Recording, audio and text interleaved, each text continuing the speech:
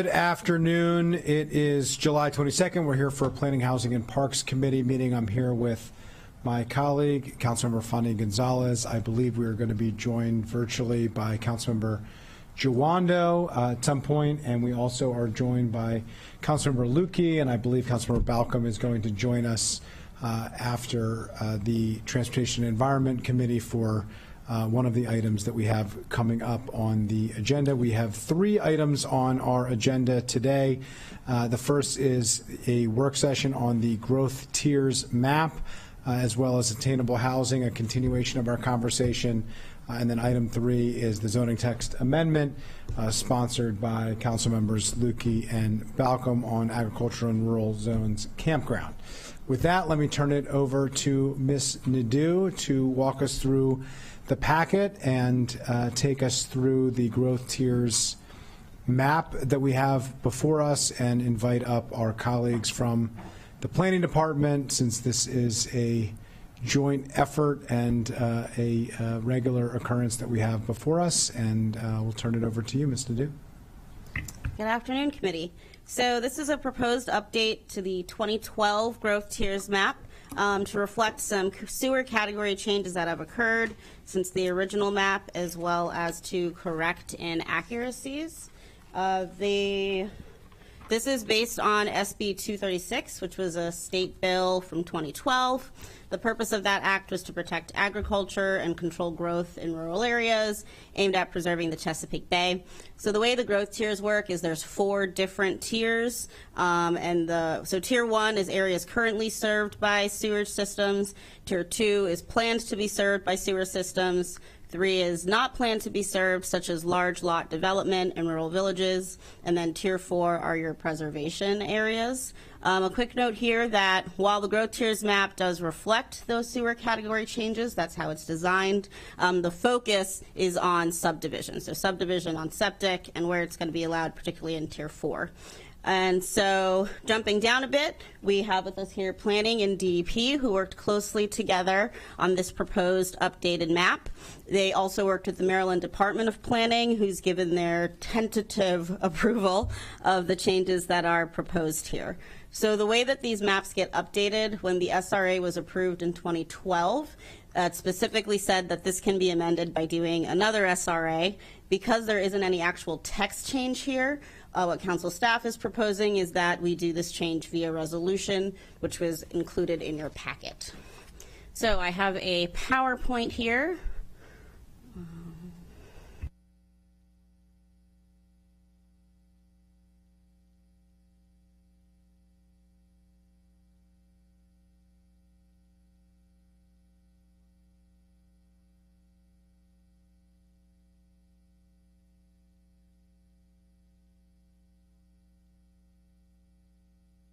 Apologies as I get my share screen started.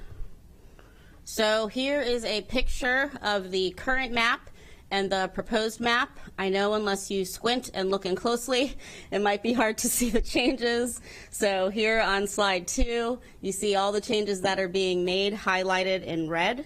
So going through some of the things being updated, there were areas in category 1 that did not have sewer yet, so those were taken out of category 1. And then there were some small areas that were corrected or had rights of ways that needed to be reclassified. There were also changes, and this shows some of those changes from the tier 1 to tier 2, outlined in red on the map that's before you. Then also there were changes from category 3, so areas where improvements to our new sewer systems would be given immediate priority were changed to category 1. There's actually a table on page 3 of the staff report that planning helpfully made that shows the acreage move from tier 1, tier 2, tier 3, and tier 4, so you can compare the change in acres there. Something else allowed under the Act is there's an exemption for subdivision restrictions in tier 4.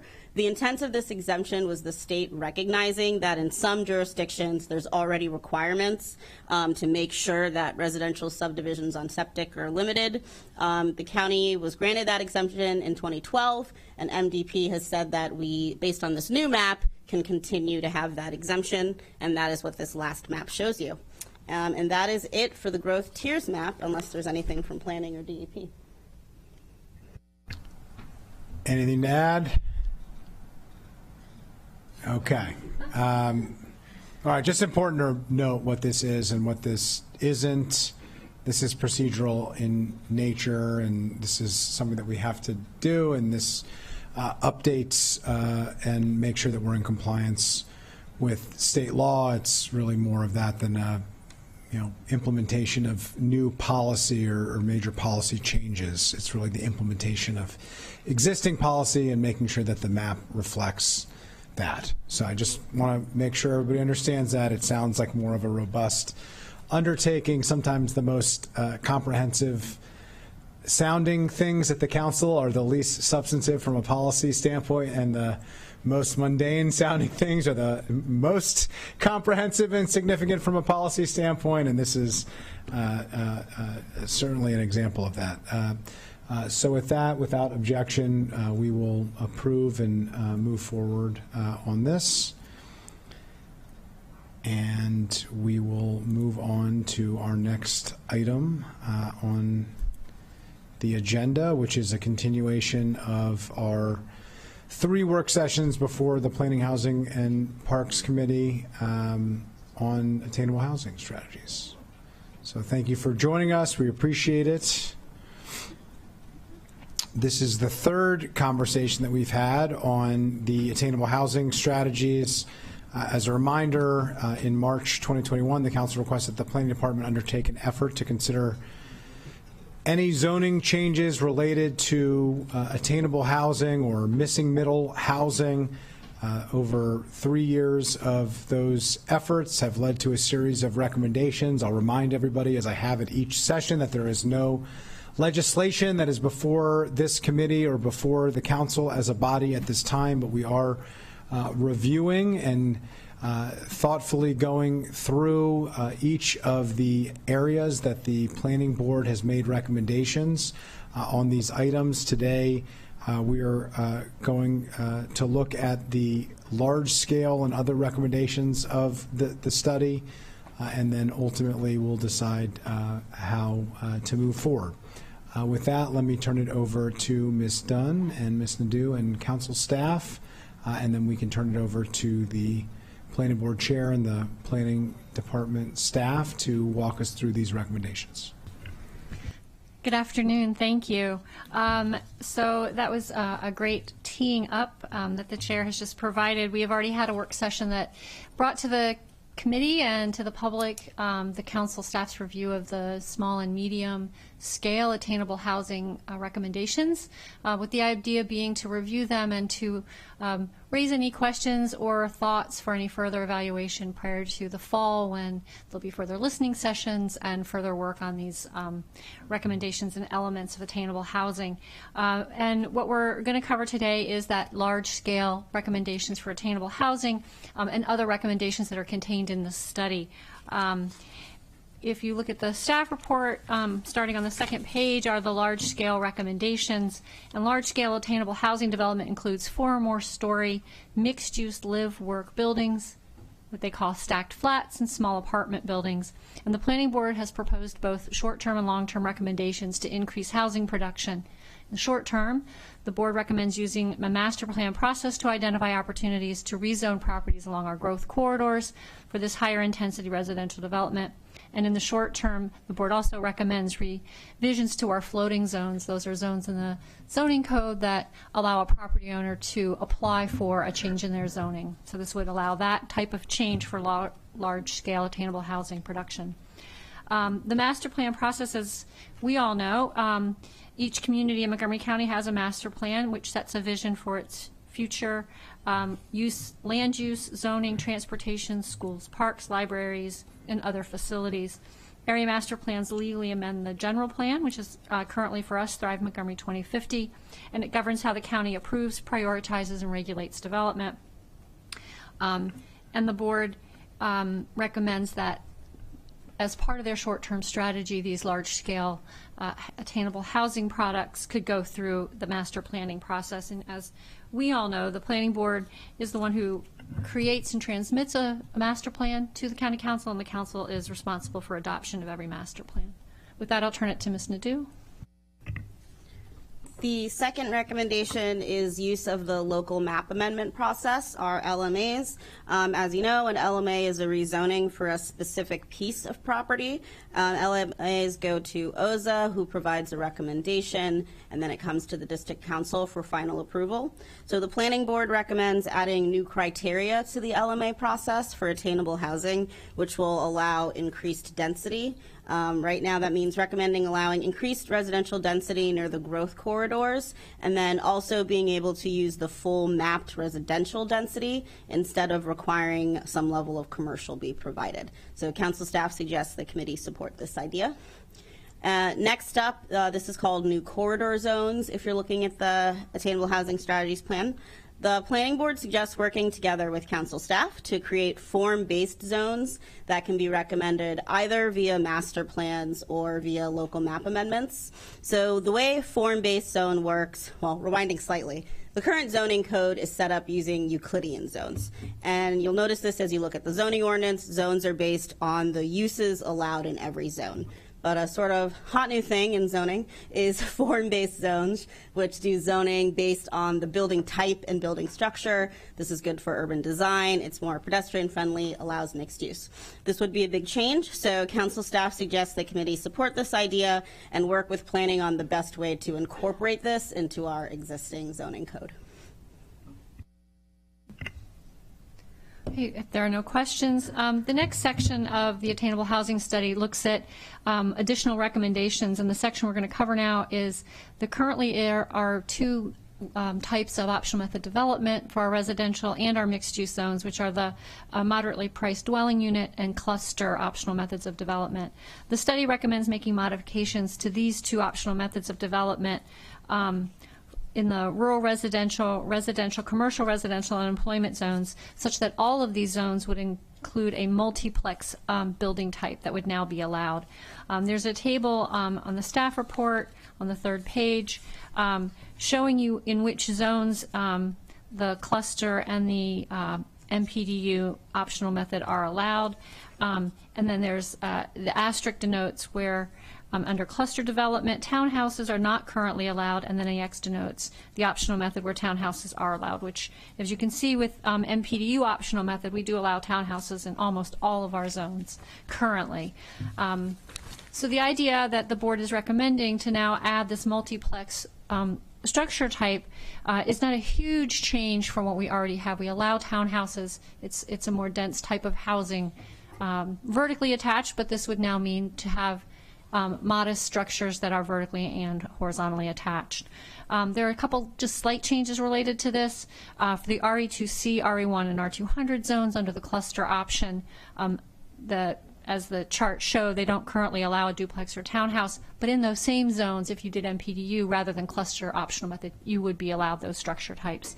And the board also notes that under the MPDU optional method for the RNC, RE2C, and the RE1 zones, allowing the multiplexes as a limited use with a standard that recognizes that it must be served by public water and sewer. And so council staff suggests the committee support these ideas moving forward. The next is standard method of development in other zones. We covered this when we were talking about the small and the medium scale attainable housing in the residential zones. In this case, the planning board is recommending adding the multiplex building type to the standard method of development in residential townhome, residential multi-unit, commercial residential, and employment zones. These are all the zones where duplex and townhouse building types are currently allowed under the standard method, so again, not a huge change, and the board believes this would then be consistent and appropriate to allow the multiplex building type.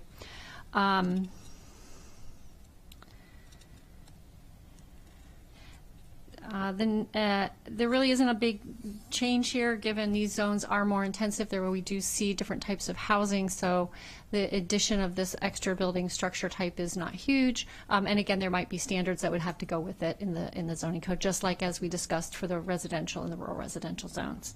And with that, council staff suggests the committee support this direction. On these, do we have maps that you can show for how this would look? If we don't have them available today, but in the packet, can we post them?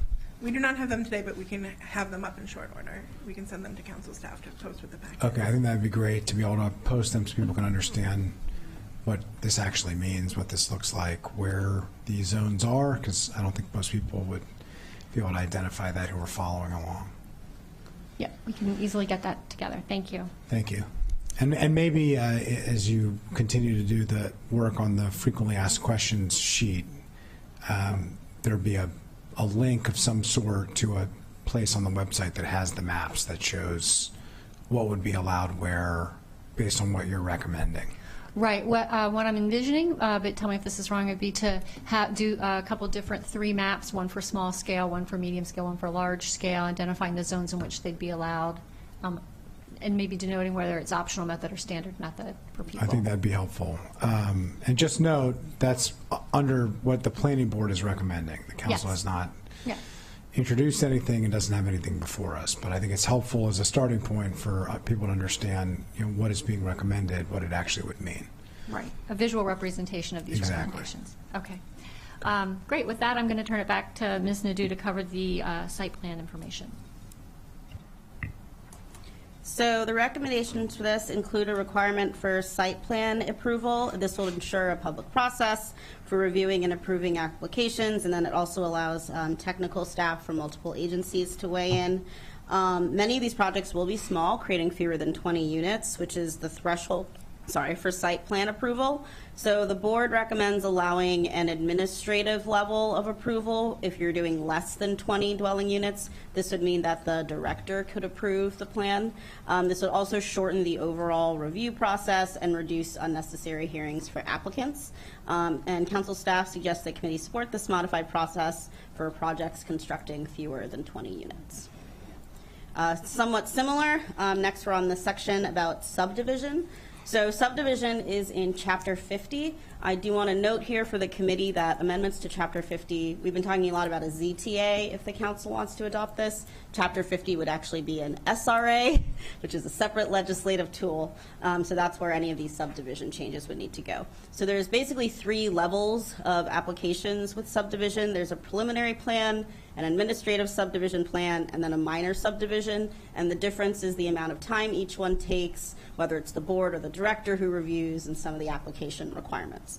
All of them get reviewed, it's just different timelines depending on the scope of the project. So the planning board is suggesting administrative subdivision and minor subdivision plans be used for some of this attainable housing to help streamline the process.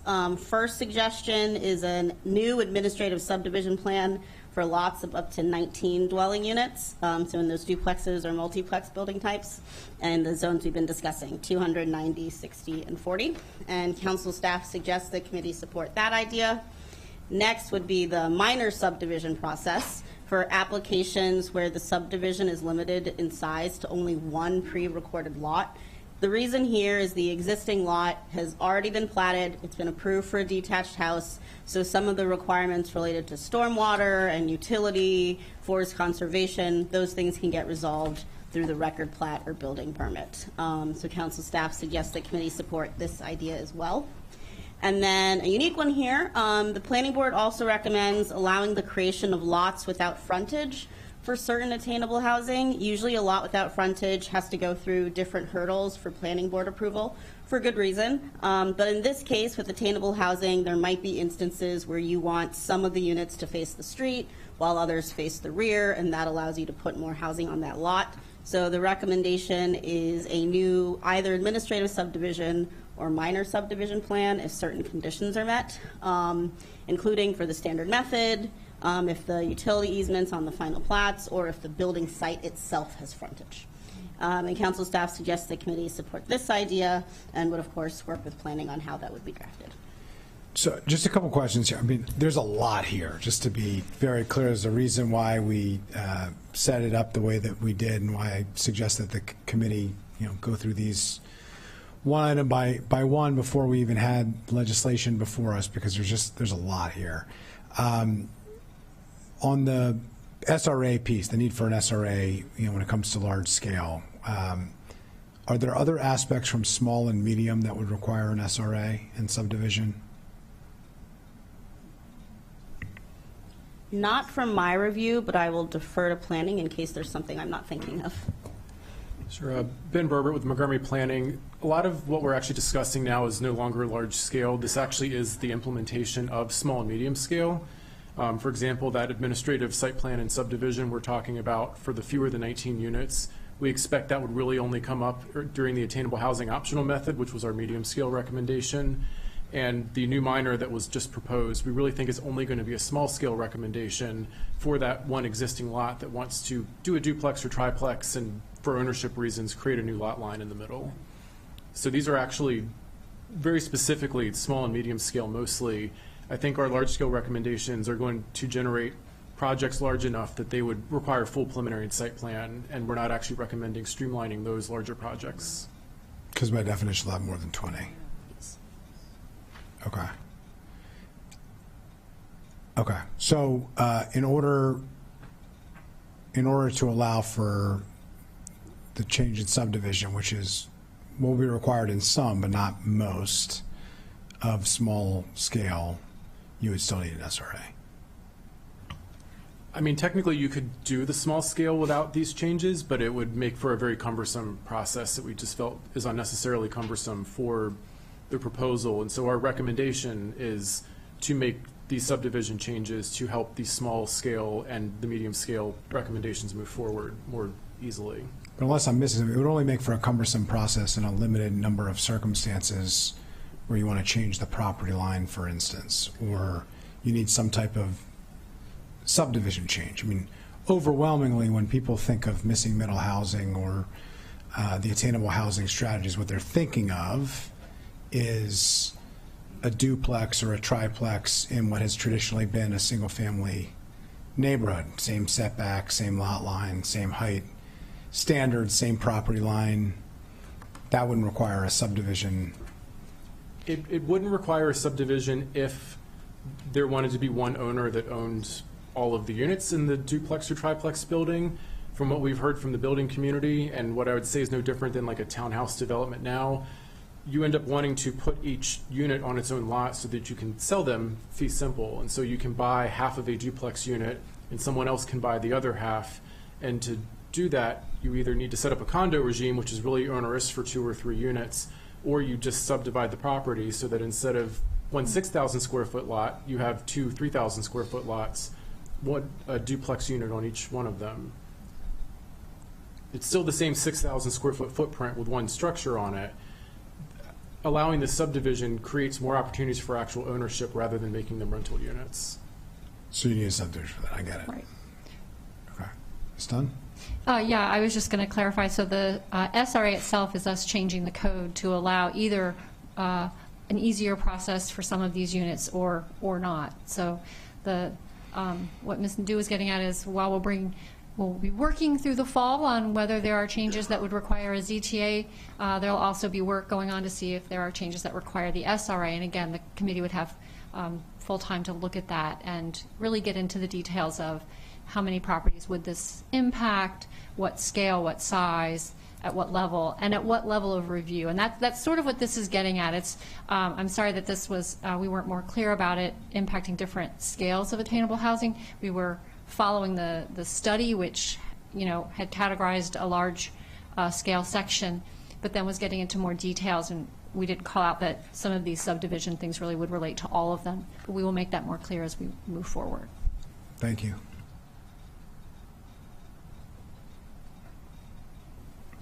We can continue. Okay, so next up is parking.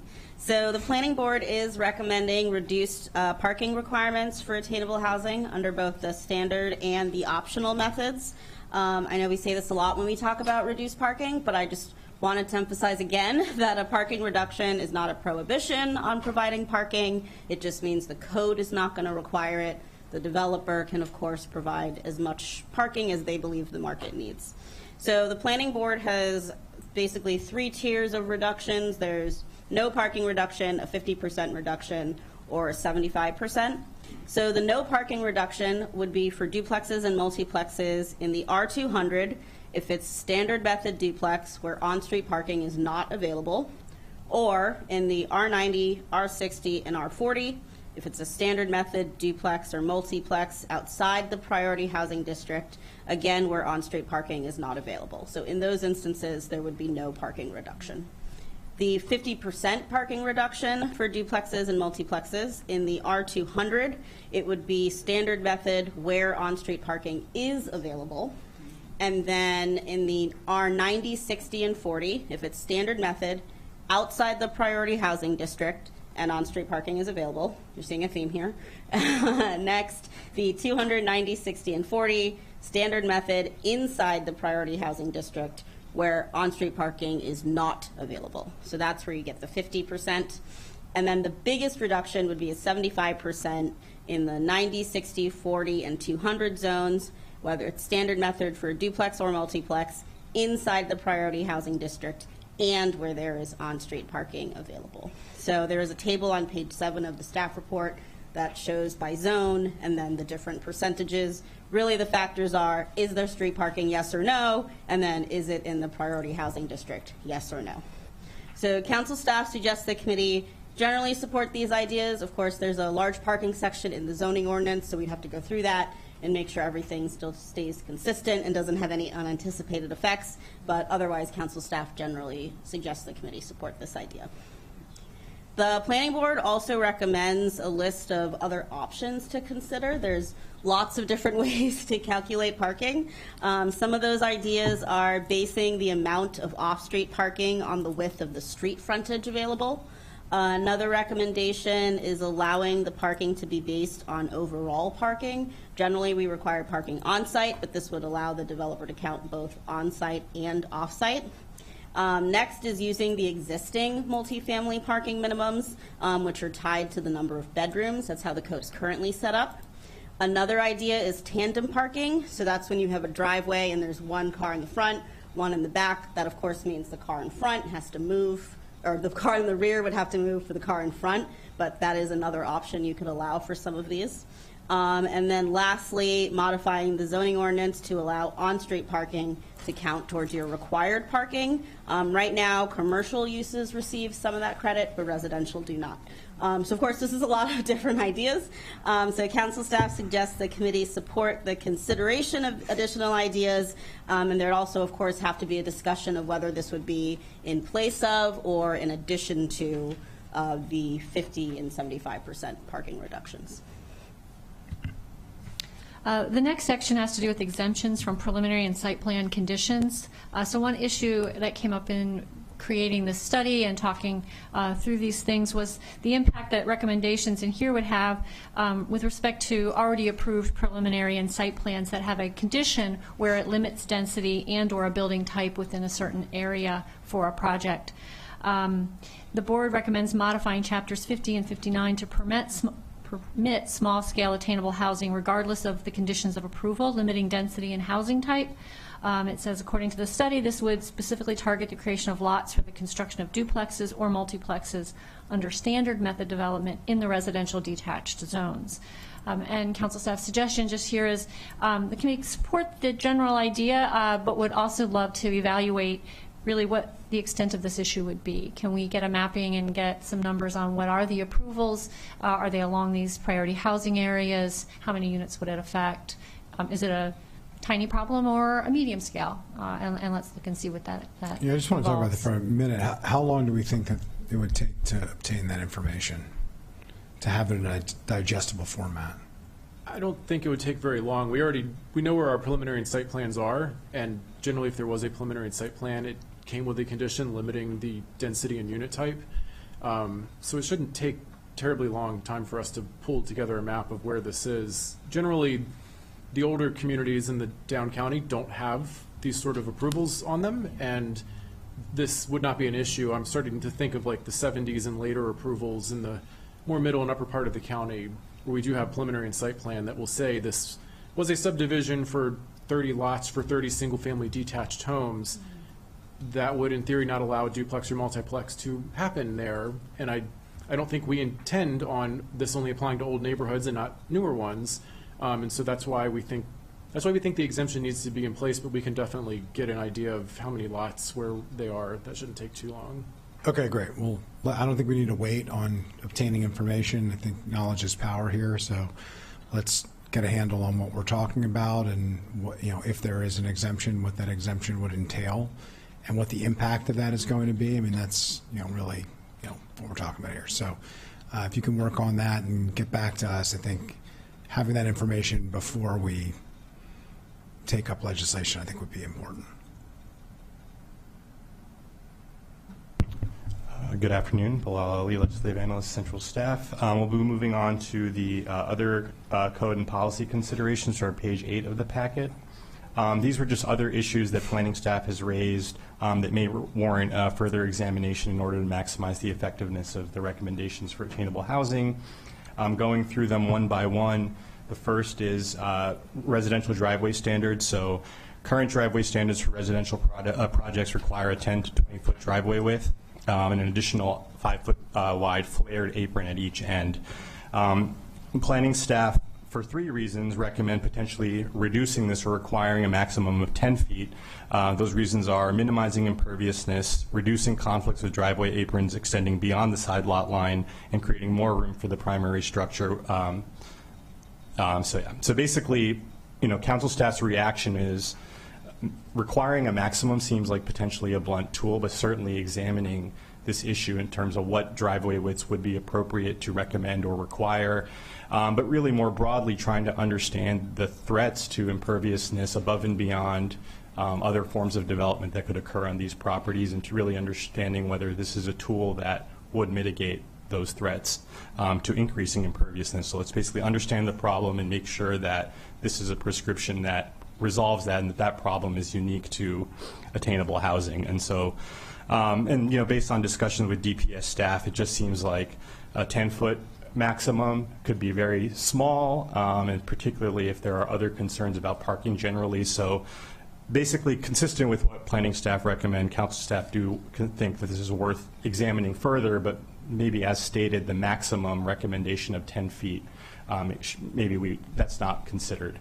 And just think about how we can potentially address this standard going further. Yeah, I'll just say, I understand the interest here. I do think that, to council staff's point, a standard that is no more than and no less than an exact number is fairly prescriptive. It's about as prescriptive as one could possibly be, and no less than 10 feet and no greater than 10 feet means 10 feet.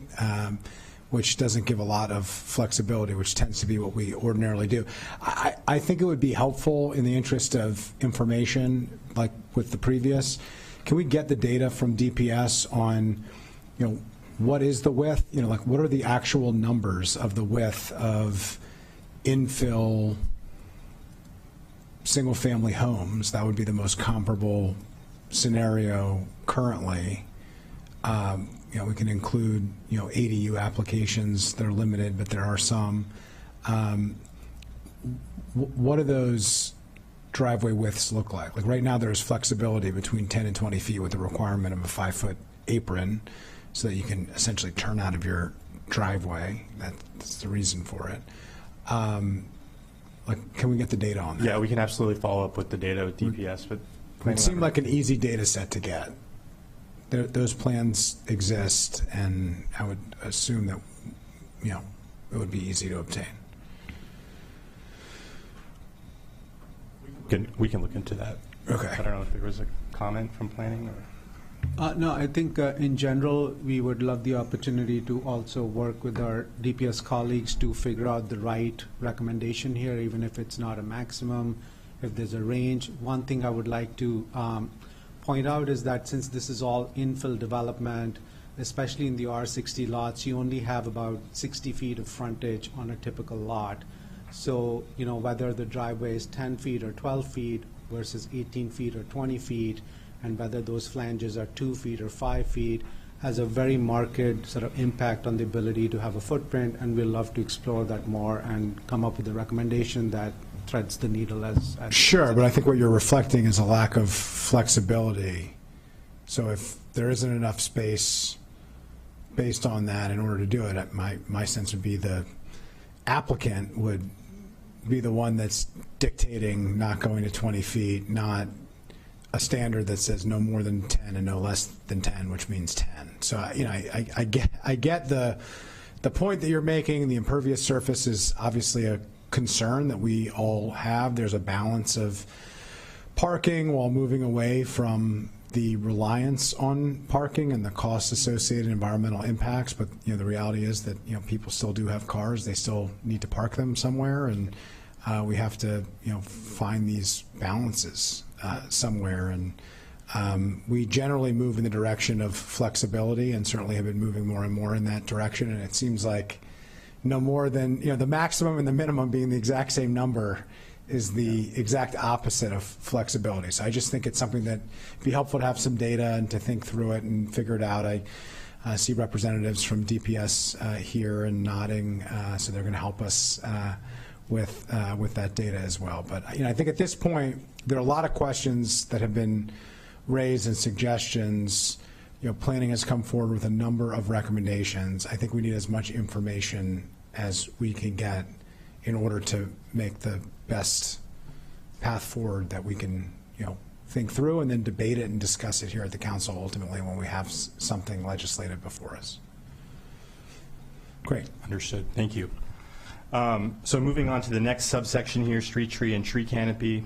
Planning note that they share a concern with the community about potential threats to tree canopy and tree canopy loss, both on lots and the right-of-way, and so they make 2 recommendations for potentially mitigating that threat.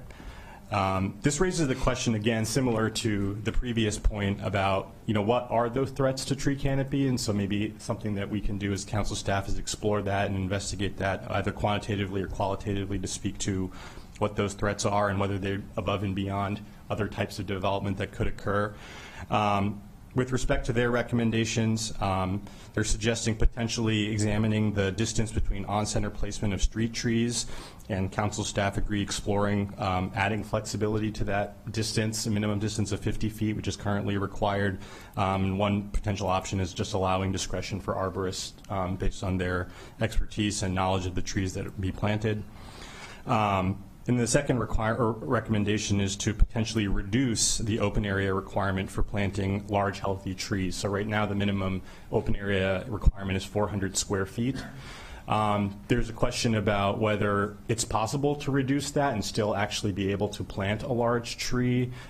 Based on, again, preliminary discussions looking into this recommendation, it seems like larger trees need even more potential soil volume. And planning staff suggests that reducing the space would potentially allow for more plantings, get more trees to mitigate that tree canopy loss, but also potentially compel more developers to pay to plant the tree rather than pay a fee in lieu. And so I think there's a question of would that actually get more trees planted directly by a developer, because there may be other reasons that the fee in lieu is desirable or easier to comply with for developers and property owners. So it's just, council staff agree that we should explore this further and just basically trying to understand whether this is the right prescription for the issue that's being acknowledged here, which I think we would want to explore further as we investigate this. Appreciate this being raised. This is a bigger issue, by the way, than attainable housing strategies. Tree canopy is a huge issue that we hear about all the time. I was just on site in Bethesda in a community where this was a concern, and talking through these issues, as I have many times, and I know colleagues, certainly my 2 district colleagues up here, I'm sure, I've had similar conversations in their communities. We do hear a lot of complaints about the 400 feet that we'd like to plant more trees, but we can't, both not only by home builders, but just by residents who have to bring a tree down potentially because of health reasons, or are told and want to plant new trees, but then lack the 400-foot clearance to be able to do it in a reasonable place. I mean, that there are questions and concerns, and I will note when Councilmember Glass and I, put forward the bill that increased the fee, I made it very clear the goal wasn't to raise money, it was to get trees and make sure that we were at least replacing trees at an adequate level. And one of the concerns that we had heard is that it's really hard to plant trees, particularly in communities where homes are close together, like R60 zones, and that the county doesn't make it easy to plant the trees. So we make it easy to collect the money, but not so easy to plant the trees, and the goal really is supposed to be to plant the trees. So I really do think this requires a deep dive. I think some of it has a little bit of overlap on this issue that we ought to be mindful of, but there are broader implications well beyond attainable housing strategy to the tree canopy in neighborhoods, which is a coveted aspect of why many people want to live in certain places, because it has tree-lined streets, and because it doesn't have urban heat deserts, and because there's shade, and there's a place to put a swing, or a tire swing, or whatever the case may be. So I think a deep dive into that would be helpful, and why a fee in lieu is desirable to planting a tree is something that we ought to really be thinking about, because the goal should be to plant the trees. And the fee in lieu should only be if the tree can't be planted, but it shouldn't be that hard to plant a tree. Councilmember Fanny Gonzalez. This is an issue that I'm very sensitive, and not for now on the county council, but since I was on the planning board. Besides the arguments that the council president just mentioned, it is more expensive to plant a tree, period, because it's not just planting the tree, it's making sure it's alive for a few years before it's by itself to do what nature does. So that has to also be part of the conversation, and I'm grateful to council staff to putting a pause here to analyze this further. Okay, thank you. Thank you. So the next topic under this section is fire and rescue standards. Planning staff are concerned that multiplex building types may be classified as commercial construction, which can carry stricter fire access requirements than single-family detached development. Specifically, the IRC International Residential Code would apply to single-family or detached development, whereas commercial building types have the International Building Code applied. And so council staff agree it would be important to understand or to clarify what standards apply to which building types, and making sure that everyone is aware of what those impediments are. Although it should be noted, I think that based on our preliminary investigation into this issue, that it seems that the building community at least would be aware of the types of buildings and what fire standards would apply, but from a policy perspective, it's definitely worth exploring and understanding that clearly. Okay, moving on to stormwater management. Stormwater management provisions exist for small lots that address lot-to-lot drainage for residential lots for one-family and two-family properties. And the current code is silent on protections for 3 or 4 unit multiplex buildings. And so council staff agree with planning staff that we need clarity on those lot-to-lot drainage standards. And examining that issue may reveal whether or not a change to the code is required. And finally, in this section, there's the question of addressing, and just trying to understand how properties without frontage would be assigned an address. And yes, that is definitely an issue that should be explored and finalized. This is one of those classic cases where it all sounds great until somebody realizes they have to change every single one of their personal identifying documents, and that is a cumbersome process. With a wife that's going to Social Security this week to try to go through the name change process, and CrowdStrike was shut down the office on Friday for the appointment. It has to be rescheduled. I can certainly attest to even the most mundane of those processes are very difficult. So this is something that we ought to make sure that we understand. Address changes are a pain, so we need to make sure that we understand what that's what's going to happen. I think the ownership structure we talked about earlier is a major question. I think is often glossed over. The condo type structure, where there's a common ownership of the common areas and individual, condoing or co-oping of the units versus a lot line, partition and subdivision, and also the address changes for a community, how that will work. These are not insurmountable issues. Other jurisdictions have dealt with them, but we need to make sure that we understand, the public understands how all that's going to work, because there are questions about that. Director Sartori. Sure. Yeah, I think, and we still have more to cover here, but I think what we were trying to show in these comments in these recommendations is just that we're trying to think really comprehensively about this. That we know whenever you implement major changes that are proposed, there will be things that come up afterwards that we realize, oh gosh, we didn't think about that, and we need to address that. And so we're hoping to try to minimize a lot of that by identifying a lot of these up front, and a lot of these have come from comments that we've received from the community.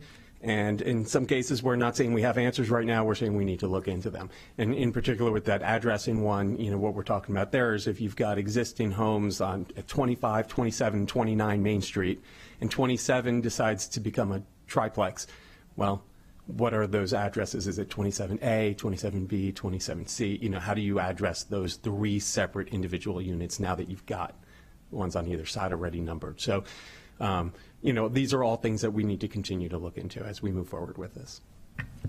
Yeah, I just want to make, in addition to that, one of the reasons we keep hitting home some of these, like driveway standards, tree canopy, fire and rescue, we want that flexibility to make sure that if this is implemented, it is successful as possible. So we wanted to bring out those points now that we still have some discussions with DPS about these things, but some changes may need to be made in order to create that flexibility to make this as successful as possible. Thank you.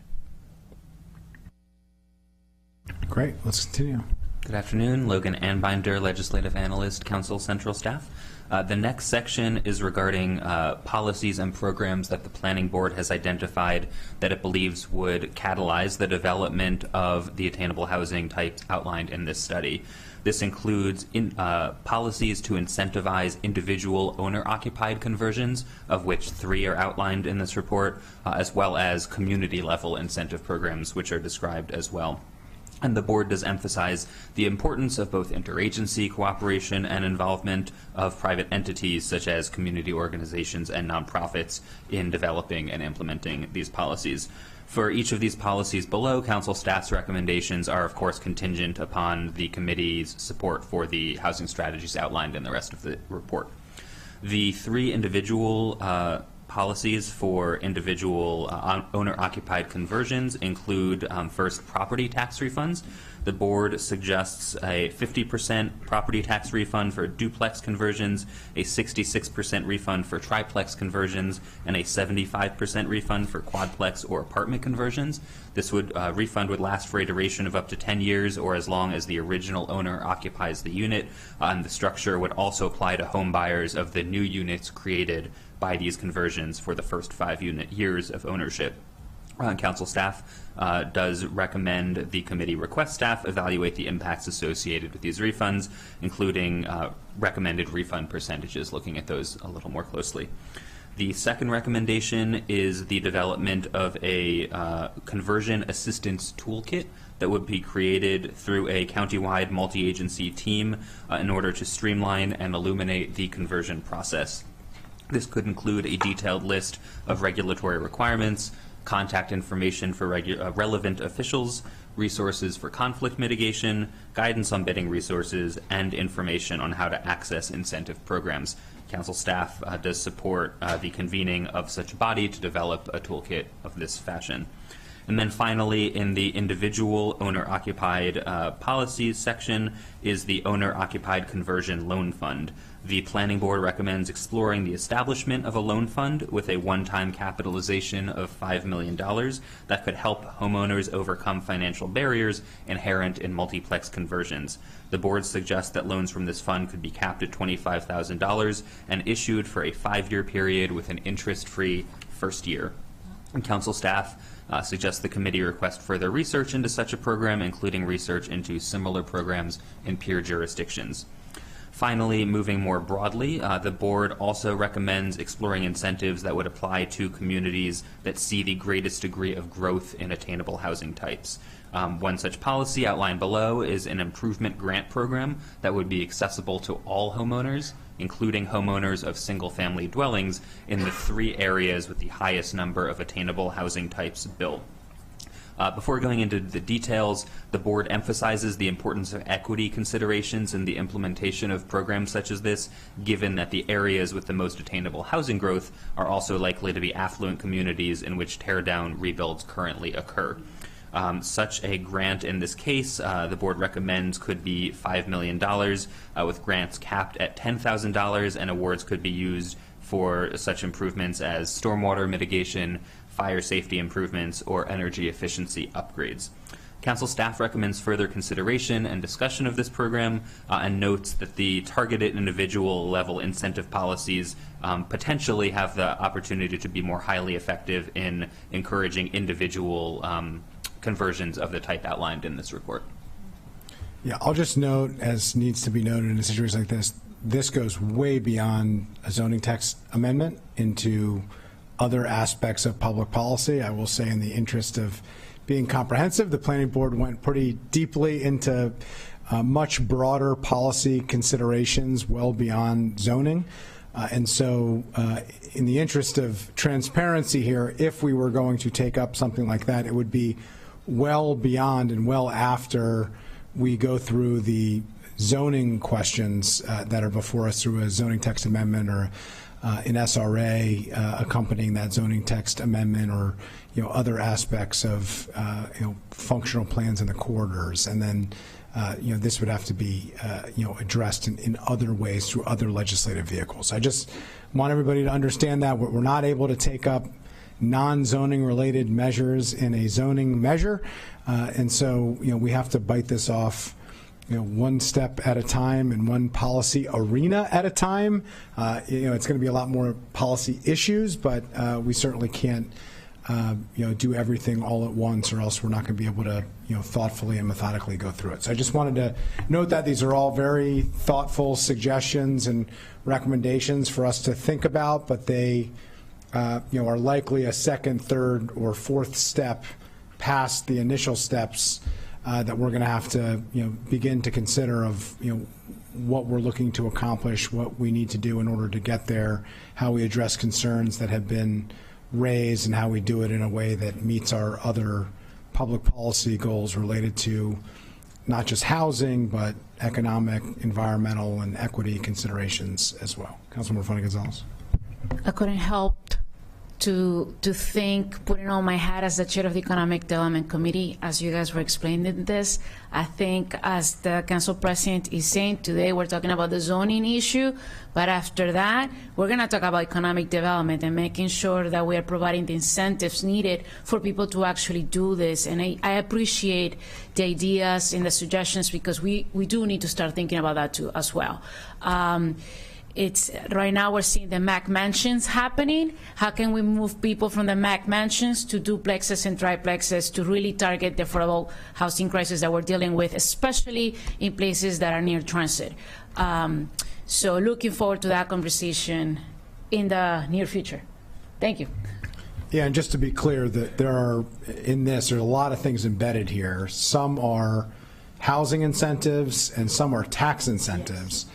And the tax incentive is really a government operations fiscal policy. There's a lot. There's some economic development considerations. So there's a lot of areas here. But I think we need to, kind of bite this off one step at a time. And I think we're going to have to, after we get through today's conversation, think through what our approach is going to be to ensure that it's thoughtful and methodical, and it continues on the effort that we've undertaken up to this point, which is to make sure that we're doing this in a way that gets to a good public policy outcome. All right, let's continue. Okay, so sending us to the end here. Next up is other topics, which are some legal and policy considerations. First is the collection of impact taxes and rates.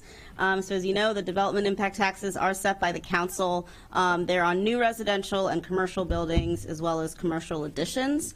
They're not currently levied on replacement homes if construction begins within 4 years of demolition. And the idea being a single dwelling unit is replacing a single dwelling unit. In this instance, luckily, we are going to be looking at the growth and infrastructure policy in the fall, and that is where you will get to discuss all of this. So council staff suggests just keeping this in mind as we get to reviewing that policy. One thing to note is that minimizing the impact tax could, of course, accelerate the production of attainable housing types. And then one lingering question is whether stacked flats should be considered attached or multifamily, because that actually changes the tax rate. Yeah, and I'll just note, this is kind of like double speak here. So if on the one hand we're saying we want to charge impact taxes because we want to offset the costs and the impacts, and on the other hand we're saying we want to create a $5 million fund in order to incentivize it, I mean, funding out of one pocket and then charging out of the other pocket seems to be a disjointed public policy. So we need to really think through thoughtfully, what is it we're trying to accomplish here? What are the costs and the impacts in order to do that? And how do we adjust accordingly to make that happen and to address those issues? And I think it's really important that we not, have two different ideas that are really moving towards opposite end games, for the same public policy. And that's why I think taking a thoughtful approach where we're biting off one piece at a time and thinking through in a timely manner, but in a thoughtful manner, I think is going to be really important. Next up is the role of HOAs. So this actually comes up a lot when we do ZTAs and zoning changes, so I'm excited to emphasize it again once more here. HOAs, they are private agreements. They are enforced by the courts. They are not enforced by the county. We are not involved. It is contract law. But planning did recommend that council staff and planning work together to find a way to relieve some of those very exclusionary covenants that do only allow single-family housing. Mostly because that will, of course, help promote this attainable housing. But just want to note that technically the county is not usually involved in those agreements, so we'll have to probably get pretty creative here. Yeah, I'll just note, this is an area that the state is looking hard at. An HOA is a covenant is a contract. Contracts are outside the purview of the county in terms of our legislative and land use authority. And so we only can do what we can do, and we can only address what we can address, and those issues are handled elsewhere. Although I will note, this is an area that has been looked at over the last couple legislative sessions, not just related to this type of housing, but these type of covenants in general. And so it's something that we continue to monitor, but is outside the purview of the district council and our local land use authority, and I think we just need to remember that and remind the public of that. On all sides, what we can and we can't do. We can only control what we can control. Let's continue. Next is the role of municipalities. So as you know, certain jurisdictions or certain municipalities our zoning ordinance does not apply to. That's Brookville, Poolsville, Laytonsville, Rockville, Barnesville, Gaithersburg, and Washington Grove. So our zoning ordinance has never applied to those municipalities. But a second thing in the land use article is that other municipalities who don't necessarily have their own zoning authority may still have more restrictive provisions for single-family residential homes, which of course would not apply here if now we're doing duplexes and triplexes and multiplexes. So council staff suggests that the committee work with planning staff to just continue educating the municipalities on the bounds of that of the land use article and how different parts of attainable housing will apply to those jurisdictions. Well, I think this is important. It doesn't necessarily apply. I think that's an open question, respectfully, of whether or not it applies and how it applies, and we need some help from the state to understand the delegated authority that they provide to us is the same delegated authority that they provide to the local municipalities in terms of their ability to regulate single-family housing. And what we're talking about here is setbacks and heights and certain other, stormwater requirements. We need to have an understanding of what the intention is there, and if our overarching goal in, particularly small-scale attainable housing strategies is to say you have to follow the same standards: height, setback, lot coverage, stormwater, etc. But you can have 2 front doors instead of 1 front door, and there can be 2 property owners instead of 1 property owner. That same ability to regulate from a municipal standpoint makes sense, at least to me, if it is appropriate to regulate that structure and how it fits and what impacts it has on the broader community, whether there's 2 property owners or 1 property owner within that structure, shouldn't really matter. But we can't do that to the point of Ms. Nadeau. The state has to make that clear or adjust their delegated authority language in order to clarify that. And I think that's going to be important. But we're hearing from our municipalities. They have questions and concerns about this issue of what this means for their power to have requirements that impact their residents, and we need the state to help us with that. And then a good segue here related to state law. Obviously, as you know, the governor's housing package, I believe this committee had a briefing last week on July 15th. Planning Department has worked closely with DHCA and with the state to discuss what implementation will entail. There's a few questions here. There's language in that bill about areas zoned for multifamily residential use. The way our use table is labeled, it says residential detached, but if we're allowing multiplex, does that now mean that it's multifamily? So that question has to be answered. Second, the bill talks about qualified projects of mixed use. So there's a question of whether we have to require mixed use. Do we need to update our code, or will the state law stand on its own? Luckily, the state plans to issue written guidance on implementation of that package, which will be incredibly helpful as we work through this. So central staff and planning and DHCA will keep an eye on that. Do we have timing of when we expect that written guidance to come out? Yeah, I'll just say when Mr. Cook was here and briefed us, he made very clear that it was not the intention of the department or the governor or the state in the governor's package to require commercial and otherwise residential areas, that the goal here was for housing, and that was the focus. That was consistent with the question that I had for the planning department in the previous meeting, where I specifically asked, is the goal here to have commercial uses and retail in some of these areas, particularly when related to the medium scale? And the same response was no, that was not the intention. The intention was for housing. So we need that in writing. We need that legislated and part of the regulatory regime. I expect that to happen, but if you could keep us posted on the timing that we expect to get that. And how we can include that in any decisions that we make and consider it in any decisions that we make, that would be helpful. All right, I'll bring us home in terms of next steps. The council plans to hold a series of listening sessions this coming fall to obtain additional feedback from stakeholders. We expect these sessions to be scheduled earlier in the fall rather than later. The goal of these sessions is to obtain feedback and for the planning board to consider that feedback as they prepare their proposed legislation to implement the various recommendations and zoning changes. Once the legislation and ZTAs are transmitted to council, they'll undergo through the normal council process of public hearings and work sessions to review those proposals. And we expect this process to continue into the rest of calendar 2024. More details on the schedule will be available as we prepare the agendas for the fall. Great. Any other comments from planning? Any questions or comments from colleagues, including our guests?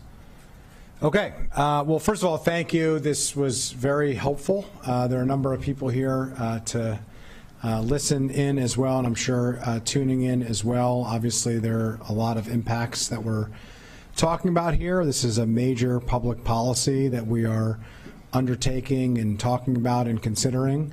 And we need to make sure that we're doing it in a thoughtful way. There'll be more public engagement and public outreach beyond what is required of any legislative zoning proposal that is before us that reflects the magnitude of the changes that we're talking about, I think appropriately, and is a commitment that I have had, that this committee has had, that this council has had up to this point, and will continue to be a commitment that we make as we move forward. With that, thank you for joining us for this item. We are going to move on to our next item, which is Zoning Text Amendment 2402. And this is a zoning text amendment, and I will save my editorial comments and just stick to the facts. One of those is that I left off two of the lead sponsors, Councilmembers Katz and our PHP colleague, Councilmember Fanny Gonzalez, so apologies for that. This is what happens when you go off notes and you are relying on your own memory in order to do that, but I just wanted to express my personal appreciation, in particular to the district council members, to our colleague, Councilmember Fanny Gonzalez and Councilmember Katz, for all the work that has gone into this. This was many iterations in the making.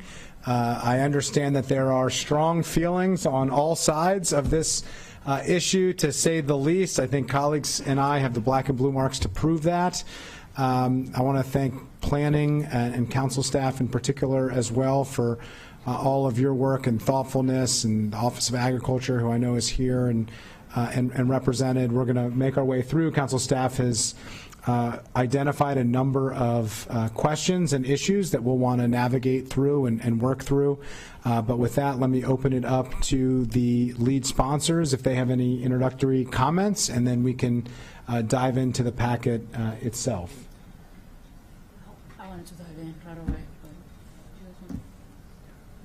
Let me yield to the district council members in the Ag Reserve briefly for comments, and then if you have anything to add, Councilmember Fanny Gonzalez, and then we can turn it over to council staff if that is okay with everyone. Thank you. I'm just glad we are finally here after a lot of collaboration and work in and around the Ag Reserve with our various stakeholders, and I truly appreciate the collaboration of my colleagues who are sitting up here with me today. And to everyone who came and brought something to the table. It's important. And it may not be that everyone always agreed on everything, but having those discussions and having the ability to hear one another and listen to different perspectives, including perspectives that differed from one another with same like producers in the Ag Reserve. That's important, and it helps everyone to understand each other better, and also has, I think, given both Councilmember Balcom and I some other things to follow up on that we unearthed during this process for our constituents in that area. So we will be putting those into play shortly moving forward. So with that, thank you. Thank you. Councilmember Balcom. Thank you. I particularly want to thank Ms. Nadeau. This was a long journey, and not only one, but two ZTAs that we had to work through. So thank you so much for your efforts. And I do want to specifically call out our partners, the Farm Bureau, the Montgomery Agricultural Producers, the Sugarloaf Citizens Association, Countryside Alliance, the county's Agricultural Advisory Board, and the Agricultural Preservation Board, and certainly our Office of Ag. They held a very important role in helping to convene our stakeholders, and this is one of those items where we had hundreds and hundreds of emails and a lot of phone conversations. We held a town hall, and so I'm very excited about where we are today, and I certainly thank Councilmember Fanny Gonzalez for kicking the conversation off. So thank you. Great, and I think Councilmember Fanny Gonzalez is going to reserve her comments until the end, so maybe she wants to see what the outcome is here. No pressure, Councilmember Juando, but I'll turn it over to Ms. Nadeau, and we can walk through the packet. All right, thank you, everyone. As you probably see, we have our friends here from Planning, DPS, Office of Ag, OZA. Any questions at all? And I want to thank all of them because they all helped a lot with this report. There were a lot of emails. First, we had a public hearing on this CTA last week. We had speakers in opposition and support from individuals as well as agricultural groups. The testimony noted the importance of protecting our farmland soils, impacts on noise, traffic, trash, light pollution, groundwater. There was discussion about the acreage and setbacks and other additional environmental protections, all of which I tried to address later on in the staff report. The Planning Board unanimously recommended approval of this ZTA with 5 amendments that I'm going to wait and discuss at the end, actually. There was a climate assessment done as well by planning that found mostly minor negative impacts for greenhouse gas emissions and sequestration, and then positive and negative impacts on adaptive capacity and resiliency. This is due to vehicle miles traveled into the ag reserve, and then the effects of camping, such as fire, roasting food, grilling food. But benefits include better connectiveness, distribution of financial resources, and then educating people on how agriculture is done. There was the OLO completed a racial equity and social justice impact statement in June and found little to no impact on racial equity and social justice in the county. There were some important numbers here. First, that white people account for 93% of farm producers in the county compared to, or in the ag reserve, compared to accounting for 42% of the county's population. Also in that OLO report, which was actually an OLO report on TDRs and BLTs, did note that farms with white principal producers had about 5 times the average acreage of farms with black principal producers. It was about 125 acres versus 23 acres, which will likely become relevant as we discuss the minimum acreage for the CTA. Moving forward to page 4. In 2022, the General Assembly passed HB 558, which actually amended the definition of agritourism to include camping and incidental stays. So going into the ZTA itself, it has several standards. The first is what the ZTA will do, which I just realized I have not actually said. So this ZTA will allow campground as a conditional use in the AR zone as well as in the RC zone. It will allow applicants in the R zone to actually choose the existing campground standards or these campground standards if they are doing farming. It will clarify some of the standards for the R and RE2C zones where camping was already allowed. For properties in the AR, R, and RC zones, the underlying property must meet the requirements of farming in order to take advantage of this use. The minimum size of the property must be 25 acres. And a campground may only be used on 10% or 5 acres, whichever is smaller. Notoriously, despite doing zoning, I'm very bad at picturing sizes. So you have some fun footnotes here, a la Jeff Science. So the campground must be 100 feet from any neighboring property line and 125 feet from the center of a public right-of-way. We had a lot of testimony on this setback, so I thought, well, what is 100 feet? And it is the length of a blue whale, a 10-story building lying on its side, or 6 sleeping giraffes, although I should note giraffes usually sleep standing up. Next is the maximum number of structures for a property. Were you just enveloped by Jeff Science? The spirit, after 3 years here, he is. I just got this sense of my past and the presence of your predecessor and Jeff Science, and a footnote that made me both laugh and smile, warm my heart, and roll my eyes all at the same time. So I want to make thank sure you people for know. channeling our friend and colleague there. That was great. But zoning does not have to be boring. So the maximum number of structures for a property that's 25 to 100 acres is 5. And if it's over 100 acres, it is 10, and of those 10, up to 5 may be RVs. Here's your next footnote. The maximum size of each structure is a gross floor area of 200 square feet, which is a 1-car garage or a bedroom that can fit a king-size bed, a dresser, and some walking space. So a nice-sized bedroom. Next, no HVAC systems can be in the same structure as the sleeping quarters unless that structure is an RV, because RVs, of course, already usually have that built in. No kitchens or bathrooms allowed in the same structure as well, again, unless it's an RV. Sanitation systems are permitted in separate structures. We have state law on this. All of that would require DPS approval. And then a guest may stay a maximum of 2 consecutive nights, and that is ZTA 2402. If there are no questions, I will move on to page 6, which is a list of questions. Sounds good. You made it sound so easy. I don't think it's that easy, but thanks for making your job sound easy. Let's get into and dig into the questions and discussion here. Here we have another PowerPoint, if I ever remember how to do this. There we go.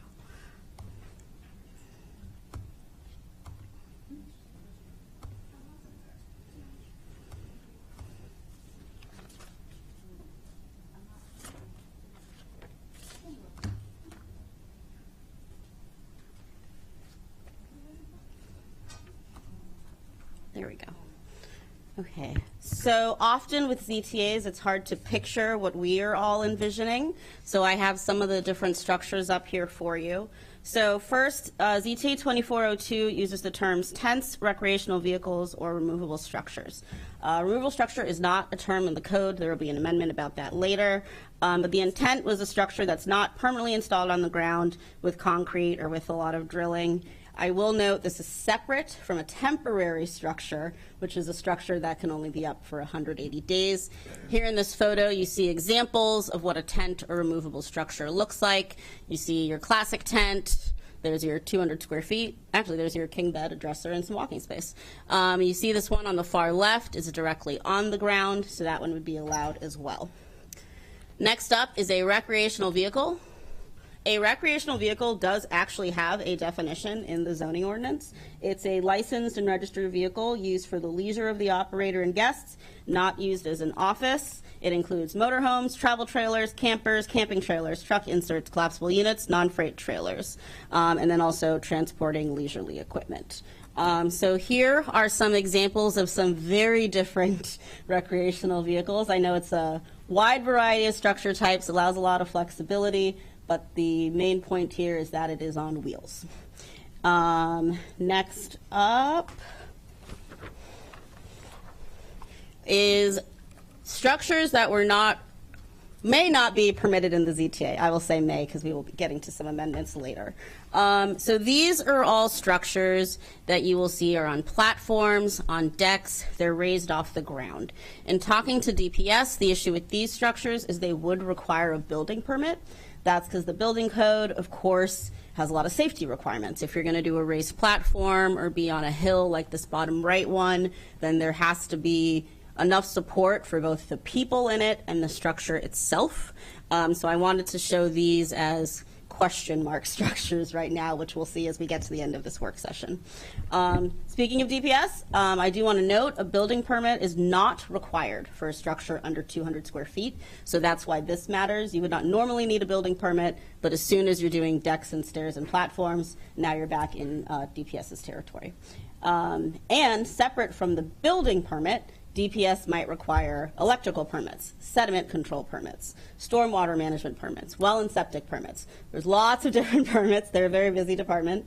And so if you wanted to have an electrical hookup or you do want to have that separate kitchen sanitation facility, then those are all the other different permits that might still be required, even if you don't have to have a building permit. So I will pause here because I know the structure type was something we got a lot of questions about. Okay, why don't we talk about structure type, but hold off on recreational vehicles since that's a discussion point later, although that is a type of structure also. But just to kind of hone this into decision points and discussion points and areas that we can discuss. So let me open it up to a conversation about the allowable structures as raised by council staff, and we can talk through that. The removable structure versus a temporary structure, these words don't seem to matter, but I see Ms. Byrne in the back saying, yes, they matter quite a lot when folks come to her and folks come to permitting as well. So that's why we're here discussing and debating this. Let me turn it to Councilmember Fanny Gonzalez. Yes, I thank you so much, and I truly appreciate the images. I think they help. Big deal. Under the question of the 200 square feet, pretty much a deck, if you want to see it. I do think the DPS needs to allow that, and we need to make sure that people do require, that there is a permit requirement to allow those. If I'm not mistaken, in Little Bennett, for example, or Park, the yurts that we have there, they are actually on a deck that is very similar to the one that we see on page 8.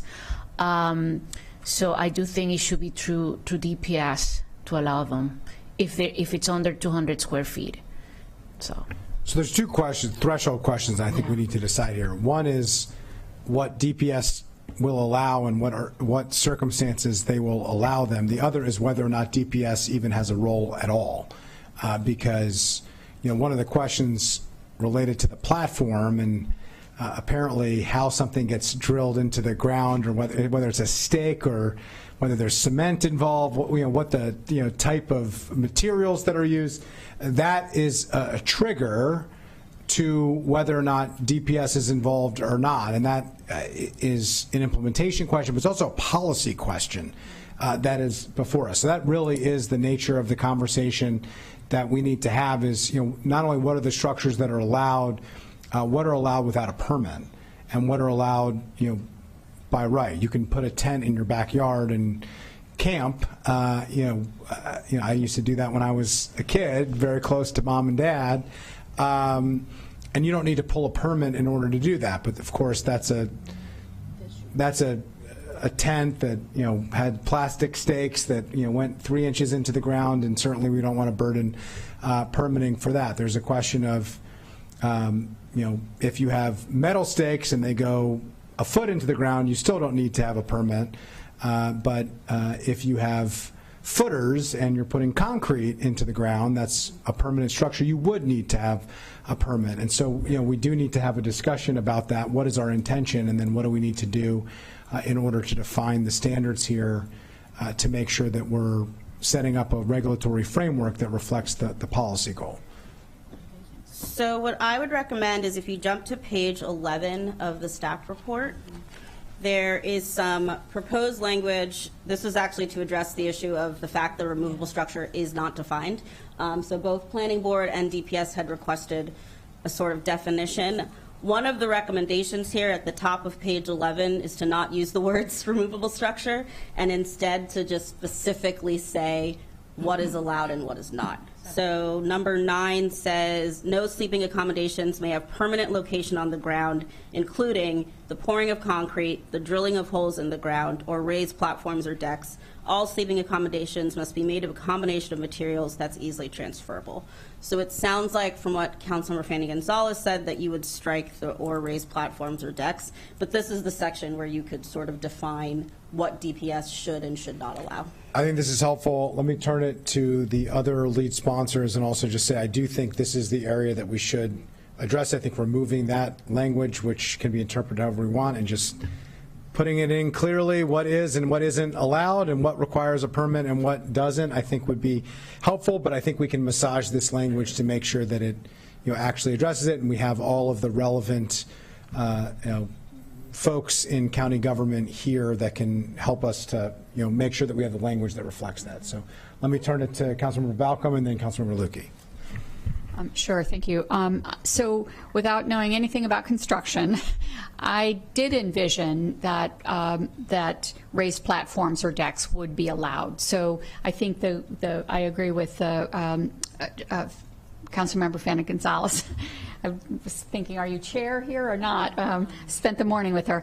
I agree that we should do it. We just have to figure out how we should allow it, and if the owner wants to do that, then they have to accept that they have to get a permit for it. So it's just a matter of how legally we write the description.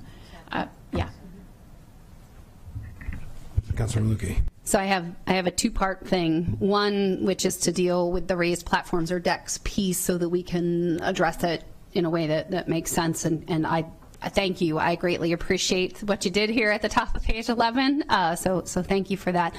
My only question that I'm looking for clarification on is, and this is going to sound somewhat absurd, but I realize it's something that people may interpret differently. What do you mean by drilling holes in the ground, right? Because pouring concrete, that's a non-starter. I get that. It's drilling holes in the ground where I'm sitting here going, how many different ways can I spin that as a lawyer as to what it means or doesn't mean?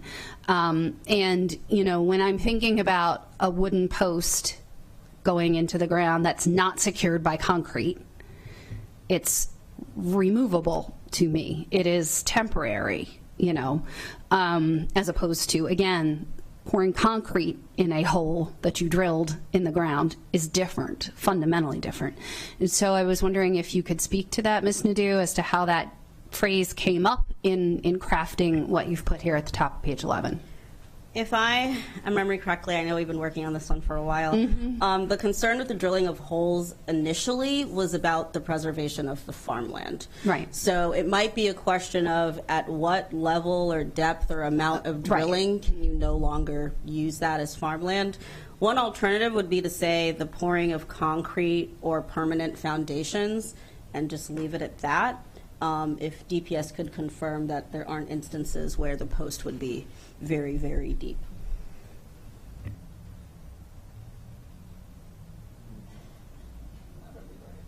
There's crickets. All right. I don't think, good afternoon. Good afternoon, Ihsan Mutazidi, Deputy Director with DPS. I mean, first I want to thank Lifu and the council staff. I know we had numerous discussion about this ZTA going back and forth. I think we are really at a good place right now. Before I come back to you, the issue with the raised platforms or decks, I don't think we have any issue as long as the owner obtain all the required building permits as you do today, and you can have. So if the platform, just to clarify that, because I think it's an important point, if I may, the platform, if the platform meets the standards that would already exist, like you have to get a permit for a deck, then you'd still have to pull a permit. But if it's just a small, platform that wouldn't otherwise require a permit, you wouldn't need one for this purpose. Right. Okay. And that we should, and that was my second part of what I was going to cover, was that we should clarify that in here so that it's clear. There are certain things that are allowable without a permit, and there are other things that would require the permit, and that's in DPS's province to decide. Right. Right. And that's something we can do. Yeah. So back to the drilling. Again, for the drilling, I mean, my understanding, again, I don't think that was something that came from us. It just depends what we are talking about and how deep. Right. And that, again, that goes into the building construction. Right. That how deep, if once you go over 2 feet, then you need to obtain a building permit. So we can have some clarification in regard to that. But, somebody's driving a stake down, to hold the tents and or something like that, that would not be an issue. That would require permit. Right. Yeah. Okay. So in understanding that and understanding that the sort of raised platform or deck chunk of this has some provisions that would trigger a DPS approval requirement and some that do not, is the phrase "the drilling of holes" required in this definition or not? Yeah, okay, I'm looking at Ms. Nadeau, and she's shaking her head no. So then I think for clarity's sake, we should remove that phrase as a prohibition, because it's going to be up to DPS under its standards as to whether or not it's allowable, not allowable, and if allowable, under what permitting structure is required under existing DPS standards. Is that right? That is correct. And what I would advise here, I know there's a push and pull between clarity and what the standard practice is. Right. So if you just leave it at they can't have permanent location, pouring of concrete, permanent foundations. If you just leave it at that, the default is anything more will go to DPS. So the question is whether you want to explicitly say that or just leave it. I'm sorry, explicitly say. So what? You could add the sentence, for the construction of a platform or deck, DPS approval may be required. You could add that. But if you don't say it, it would still be required. It's still required Yeah, I think either that's way. okay. Yeah, I just want to make sure that the pouring of concrete is included. Right. Is not allowed. Prohibited. Yeah. In the definition. Yeah, I think if it says including the pouring of concrete or laying of what do you want to say? A permanent foundation. I wrote or permanent foundations, if that works for DPS. Yeah. And that replaces our hole drilling language to clarify things. Okay, thank you. So it would read, no sleeping accommodations may have permanent location on the ground, including the pouring of concrete or the laying of a permanent foundation, period. And then the question is, do you want to keep that second sentence? I would suggest keeping the second chunk of that clause as a separate numbered item, and stating that they may be allowed under, and the language we said earlier, under DPS, like may require permitting from DPS. I just have a technical question. Is transferable more than movable the right word? Transferable, I mean, If you just hit your button. Yeah. I apologize for that. Then transferable and movable, I mean, that was something we were debating going back and forth. So if you look at some of the picture that was in the presentation, you have RVs, you have other facilities that are on wheels, so that would be movable. That's something that you can move, and that's not an issue. But however, for something that's on it, and I forgot the language, movable structures are kind of, we have a hard time putting our thought together what would be a movable structures. I think when I was talking earlier to Robbie was mentioning there is the definition you got on page 10, that meets what it would be fine with DPS. This might be technical, and there's a couple lawyers here I'll yield to, but to me, like transferable could mean like you could transfer the ownership of a property without moving it. What we're talking about is actually the physical movement of a structure, which to me, transferable is not the right word. Right. I mean, from my perspective. No, but I could be wrong. Madam Counsel. I concur. My council member counselor. Transferable signifies the shifting of a legal interest more than it does what we are intending, which is removable or movable. We could say that is easily removable, although that might still mean, like these structures here, would DPS call those easily removable? Yeah, if I may, Robbie Salkhan, DPS, the conversation I was having with Isan earlier, upon seeing the modified language, relocatable is the building code clarification that was that added. works. Easily relocatable. 10 minutes after. The soft touch of the director with the language. Thank you. Does that meet the standards of both of our lawyers here? Okay, good. I'm All right. excited. That meets it better than what I had envisioned, but I think transferable, we spoke to that. So, okay. Without objection here, I think actually Councilmember Jawando may have a comment or a question. Councilmember Jawando? Yes, can you hear me? Yes. Okay. Yeah, I followed the bouncing ball there, and that all makes sense, and this lawyer agrees with that word as well. I just wanted to be clear, so we would be changing the definition of removable structure as well up top, right? In addition to... I think we're cutting out the reference to removable structure, and we're just explicitly defining what is and isn't permissible. Got it. So you're going to keep the new 9 below, but just remove the drilling, and then totally not even define removable structure. Yeah, I think the original ZTA as drafted created a new definition and a new terminology, and the consensus of the county brain trust here was, was that it would be helpful not to create a new term. Yeah. To just define it explicitly. So we don't have to worry about the term now because I think we've cut it. Perfect. That makes sense. Thank you. Great. Okay. Great. So without objection, we will amend the language as noted, including relocatable. Thank you, Director. All right. Well, we're done item 1. That was a hard one, so. That was a big one. Let's continue. So we're going to backtrack to page 8. So the next question was enforcement. Always an important question. So DPS has the authority to conduct regular inspections for conditional uses. As you know, DPS is mostly complaint-driven. But if they receive one for a conditional use, it goes to OZA or Board of Appeals, and then any violations must be corrected. And if that violation is not corrected, the conditional use approval can be revoked. So I wanted to emphasize that because I know enforcement is always important. Second on the enforcement piece is the noise ordinance. I know the testimony, there was a lot of discussion about noise. The noise ordinance does apply. If you look at the noise ordinance, it's in Chapter 31B of the code. It has non-residential versus residential, and then daytime versus nighttime. I want to just say here on the record that all the zones in this CTA are in those residential zone areas. And the noise ordinance, again, is enforced by DEP. Question? Councilmember Lukey. Yeah, so right now, in the AR zone, the noise ordinance is enforced as though it's all residential, regardless of whether there's a business operation on a farm business operation on a property, et cetera. It's still the same standard as the residential noise ordinance, right?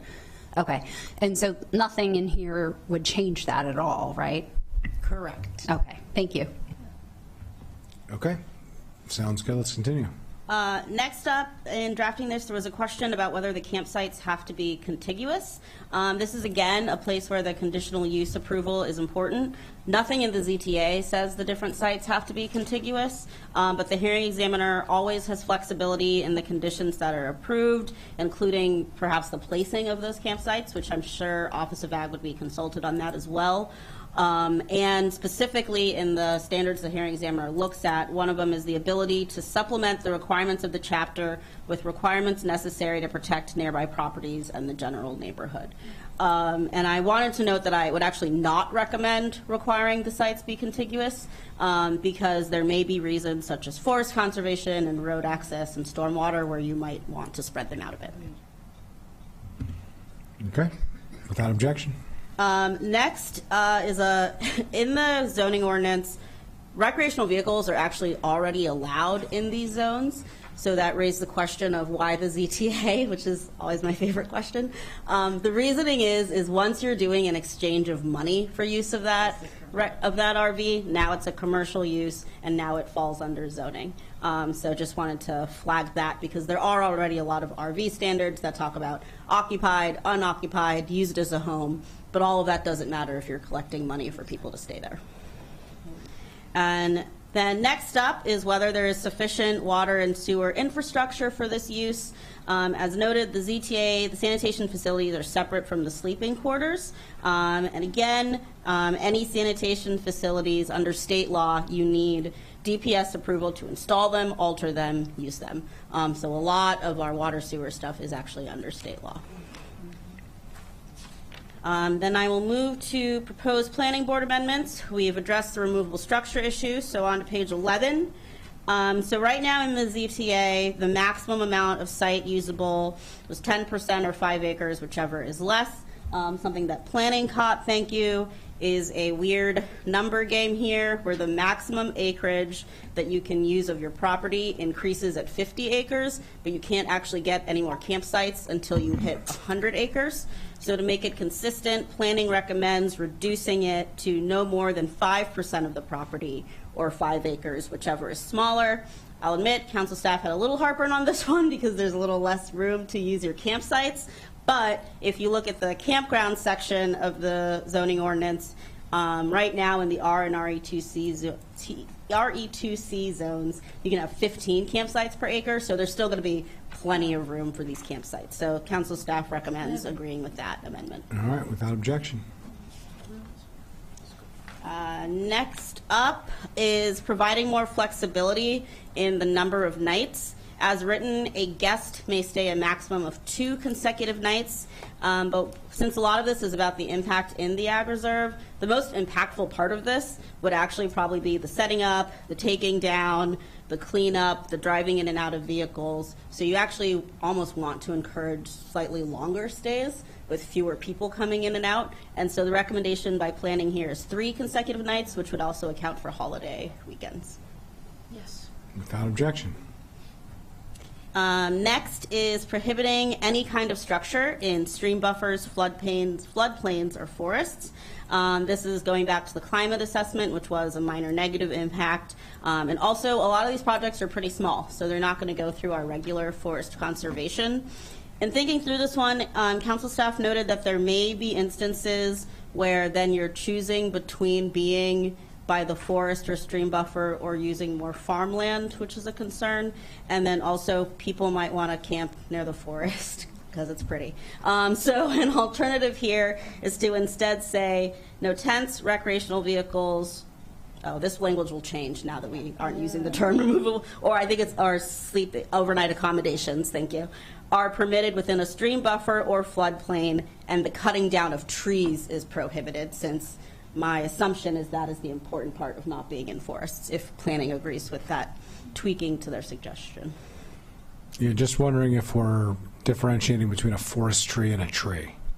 Because we specifically note no cutting down of forest trees is permitted, and I'm just wondering if that's for technical reasons or if we can say no cutting down of trees is permitted. Ben Berber from Planning. I would say saying no cutting of trees is actually even more restrictive, so we'd be happy with it. Forest has a legal definition of how big of a contiguous area you have to be considered forest, so forbidding cutting of any tree is actually even more restrictive and protective. Yeah, let me go to Councilmember Fanny Gonzalez and then Councilmember Lukey. I just want to make sure this is clearly, at least in my eyes. Let's say I have a property with a forested area, and I want to be able to put, I'm not cutting any trees down, but I want to be able to put my yurt in there. I think I should be allowed. I'm not cutting any trees, and the whole point to do this type of thing is to have a forest bath, as they call it too. So we are in agreement that we're not talking about not allowing the dirt to be in the forest easement or whatever you want to call it if you have a property, right? As long as you don't cut the tree. Cool? Yeah, that's Okay, what we're the in council agreement. staff recommendation is trying to All right, get that's at. clear. If you leave it as forest. I guess the choice now is whether you want to say forest tree or any tree. Council staff's recommendation would be to leave it as forest trees because there might be other trees on the property that you might want to allow to be cut down. So those are the choices here. Let's hear from the other sponsors. Councilmember Lukey. Yeah, I was going to say, I think it could be, the word forest could be removed and just prohibit the cutting down of trees, but it needs to be that it's not that you're prohibiting the cutting down because the tree may die and you might need to cut it down. The point is that you're not cutting down the trees to accommodate the campsite. So you might need to tweak the end of that sentence to include that you're talking about not cutting down the tree for purposes of establishing the campsite. But I don't have a problem with removing forest. Councilmember Bachman? Yeah, I think adding the for the purpose of camping, I think is important. One or the other. I think that you're not allowed to cut down well, we know that there are restrictions of cutting down forest trees already with consequence and accommodation if you do that. I think that the idea of prohibiting cutting down any tree, it's important to clarify that for the purpose of this, because an owner can cut down a tree on their property for a number of reasons, for any reason. So, but I do think it's important to say that we don't have an expectation that farmers are going to cut down trees, any tree, to accommodate camping. So I don't know, just do we leave it as forestry or do we put it as any tree for the purposes of camping? Ms. Nadeau. I think we're all on the same page, by the way. Yes, we are. The goal here is for the purpose of the structure, you shouldn't be cutting down a tree. We want to prevent that. The question is, how do we get there? So we turn to the subject matter experts to tell us how. So Ms. the Nadeau. choice is you either say the cutting down of forest trees is prohibited, so then they could cut down other trees, or you say the cutting down of trees is prohibited, so that, and I could add the cutting down of trees for this use is prohibited. Yeah. Yes. And that would mean no trees can be cut down to put up a structure. Perfect. And the cutting down of trees for this use is prohibited. Yes. All right. And confirming still forbidden in stream buffers and floodplains, though. Yes. Okay. So the final sentence will read, no tents, recreational vehicles, or overnight accommodations are permitted within a stream buffer or floodplain, and the cutting down of trees for this use is prohibited. Perfect. Yeah. Can I ask a question? Councilmember Jawanda. Agree with the whole first part, no cutting down of trees. The only question I had was on the stream buffer piece. As someone who has RV'd, and often there are RV stations, there's actually where you're by a lake or by a watered area and for the view. What is would that be prohibited by saying, stream buffer, these types of you know, how expansive is that? Are those water-based, you know, definitions?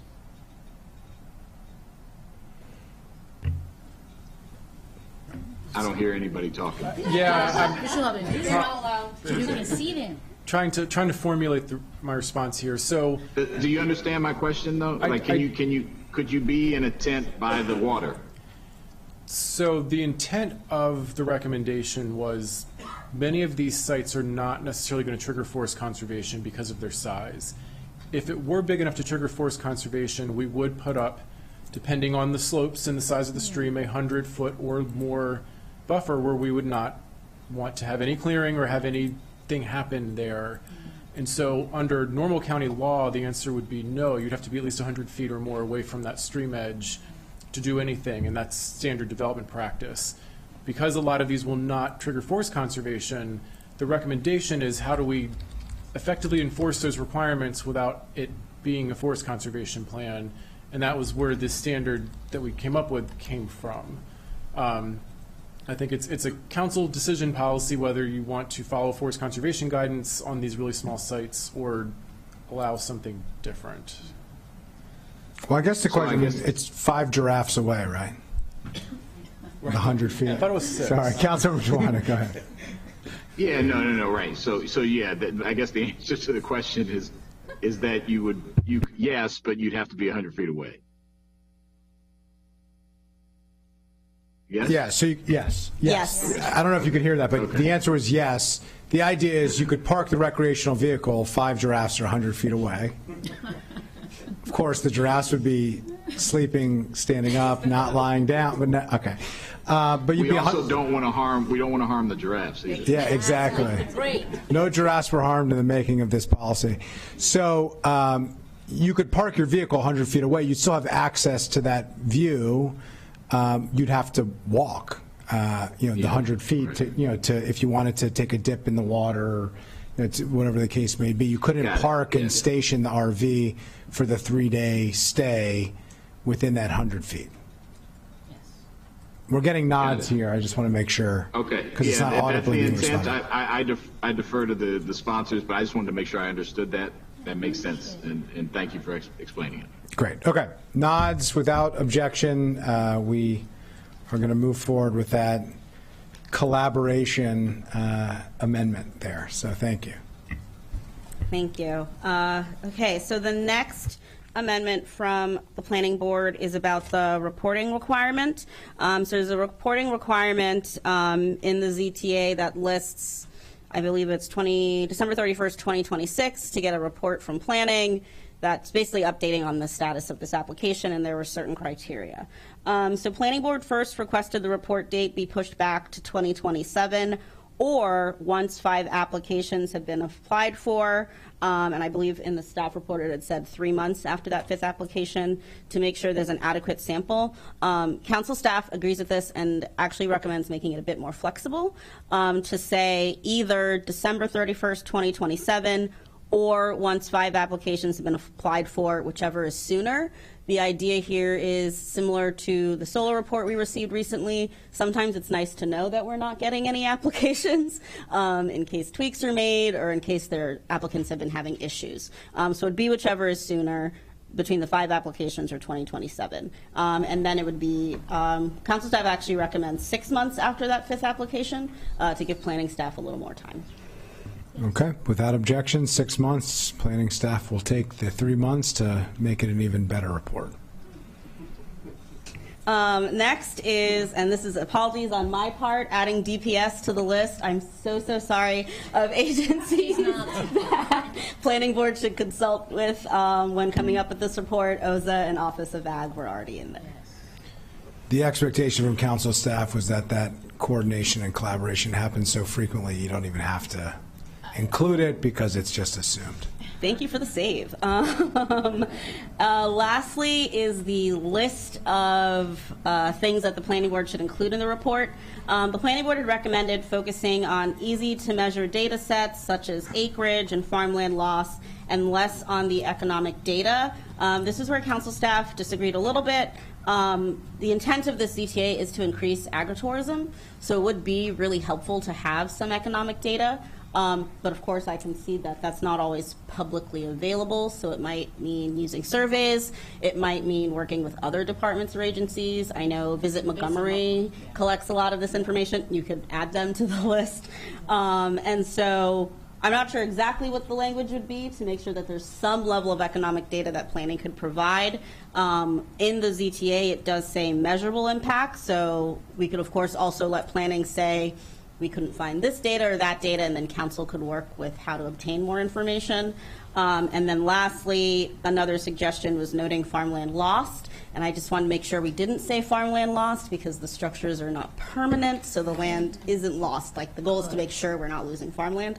So the recommended language, after a bit of tweaking here, was, and this is at the top of page 14, the planning department must prepare an impact report no later than December 31st, 2027, or within 6 months of the Office of Zoning and Administrative Hearings receipt of the 5th application for this use.